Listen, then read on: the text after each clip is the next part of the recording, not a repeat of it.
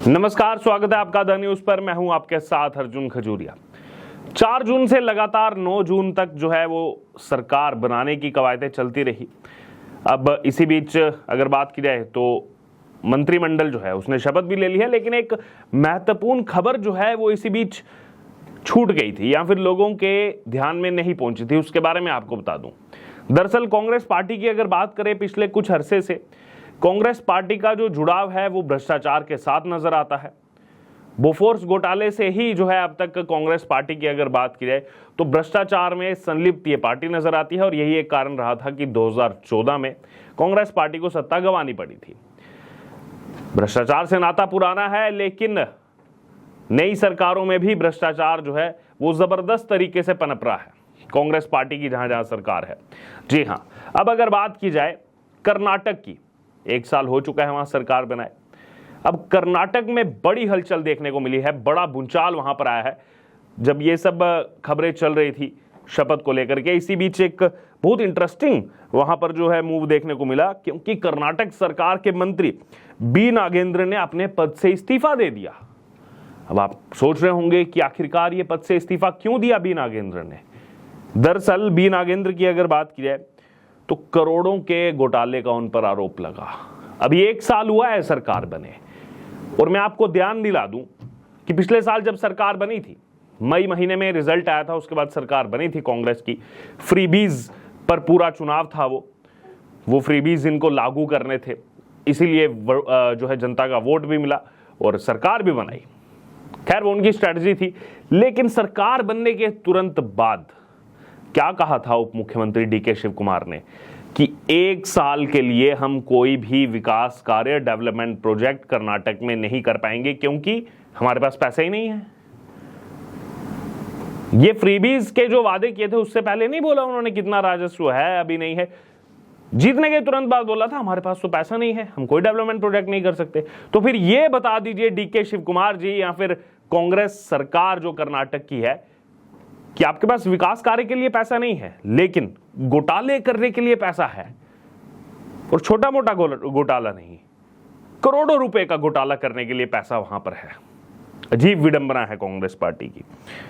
दरअसल कर्नाटक में एक सरकारी कर्मचारी ने हत्या की थी, जिसके बाद ये सब चीजें सामने हत्या की थी, और सुसाइड नोट में करोड़ों के घोटाले की बात कही थी।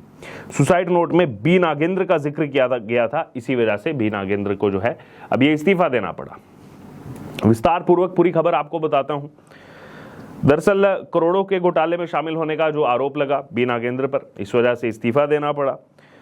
दरअसल नागेंद्र के इस्तीफे के क्यास पहले से ही लगाए जा रहे थे, और जब ये पूरी जो है केंद्र सरकार को लेकर के जो कश्मकश चल रही थी, किसकी सरकार बनेगी नहीं बनेगी, इसी बीच में बी नागेंद्र ने इस्तीफा भी दे दिया।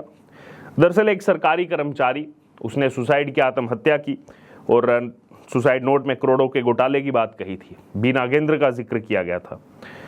अब बात की जाए अगर जांच के लिए जो है गठित एसआईटी जो है विशेष जांच दल है, और मंत्रिमंडल में शामिल वरिष्ठ सहयोगियों से जो है बातचीत के बाद ही जो है वो मंत्री के इस्तीफे पर फैसला लेंगे, ये कहा था सिद्धारमैया ने। लेकिन अब जो है इस्तीफा हो चुका है। दरअसल आरोप यह है कि आरोप के अनुसार कर्नाटक में अवैध तरीके से करोड़ों रुपए ट्रांसफर किए गए थे, करोड़ों रुपए। इसमें महर्षि वाल्मीकि अनुसूचित जनजाति विकास निगम शामिल था। 26 मई को राज्य के एक सरकारी कर्मचारी ने आत्महत्या कर ली थी, सुसाइड कर लिया था, और 5 पेज का सुसाइड नोट लिखा था, 5 पन्नों का।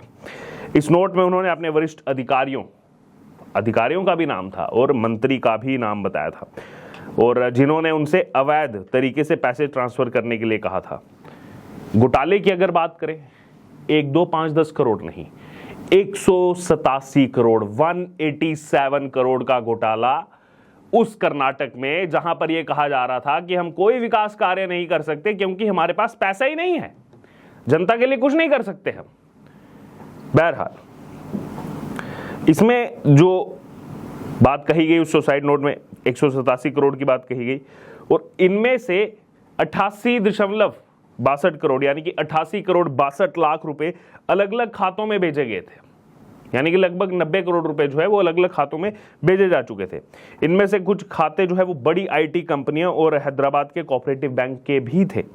सुसाइड नोट के अनुसार बी नागेंद्र के मंत्रालय के अंतर्गत आने वाले अनुसूचित जनजाति निगम के खाते से 187 करोड़ रुपयों का अवैध ट्रांसफर हुआ था।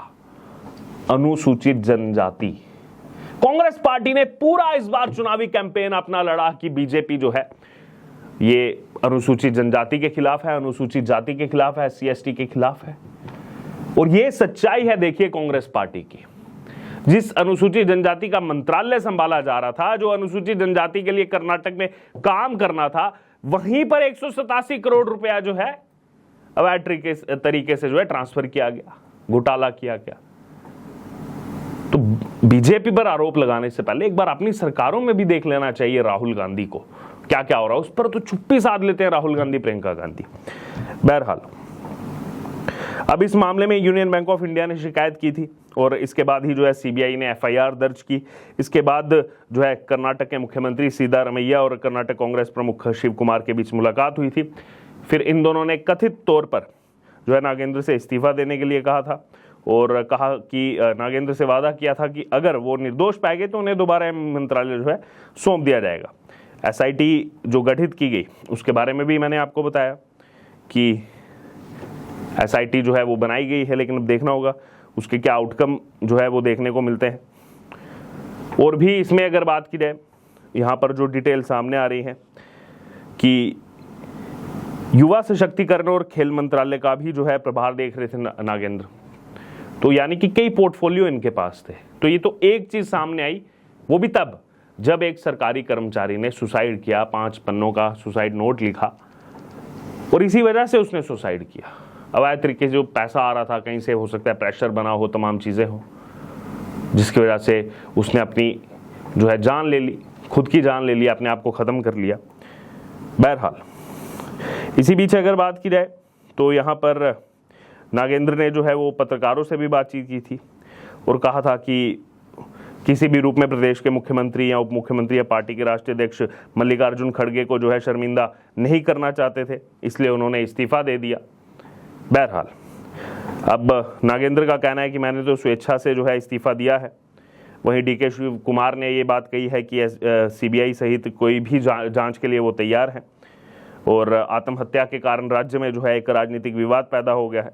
और वहीं दूसरी तरफ अगर बीजेपी की बात की जाए तो बीजेपी ने सिद्धारमैया के नेतृत्व वाली कांग्रेस सरकार पर निशाना साधा था।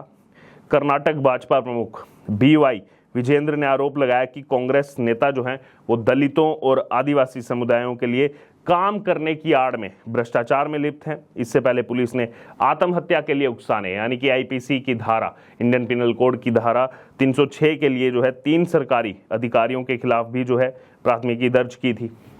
तो सवाल ये है कि राहुल गांधी जो अपने चुनावी कैंपेन में तो लगातार SC/ST की बात करते हैं, आदिवासियों की बात करते हैं, इस चुनाव में भी राहुल गांधी ने क्या क्या देखिए भ्रम फैलाया कि आदिवासियों की जमीन जो है वो हड़प करके बीजेपी वाले अडानी अंबानी को दे देंगे। और यहां पर देखिए जहां पर सरकार है, खुद की सत्ता है कर्नाटक में, यहां पर क्या किया जा रहा है, जो आदिवासी मंत्रालय जो देखते हैं उन्हीं का 187 करोड़ रुपया जो है अवैध तरीके से ट्रांसफर किया जा रहा है। ये सच्चाई है, ये समझना होगा यहां पर जनता को। और देखिए उस समय भी जब राहुल गांधी ने कहा था कि आदिवासियों की जमीन जो है हड़प करके सरकार जो है अडानी अंबानी को देगी, कोई भी अगर थोड़ा सा राजनीतिक समझकार है, जिसको थोड़ा सा भी पॉलिटिक्स में नॉलेज है, उसको ये पता होगा कि जो भी आदिवासी क्षेत्र जो आते हैं आप इतनी आसानी से जो है उनकी जमीन नहीं ले सकते। लेकिन देखिए राहुल गांधी ने शगुफा छोड़ना था, छोड़ दिया मध्य प्रदेश में और उसका नतीजा भी देखा।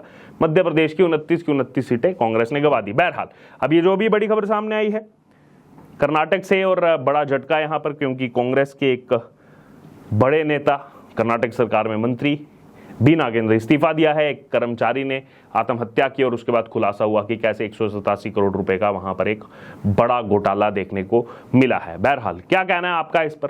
कांग्रेस और भ्रष्टाचार का जो ये संबंध है ये लगातार और तेजी से बढ़ता जा रहा है। क्या राय है अब आपकी? क्या लगता है आपको इस पर? आपकी जो भी प्रतिक्रिया हो आप जरूर हमारे से कमेंट बॉक्स में शेयर करें और बने रहें द न्यूज़ के साथ। धन्यवाद।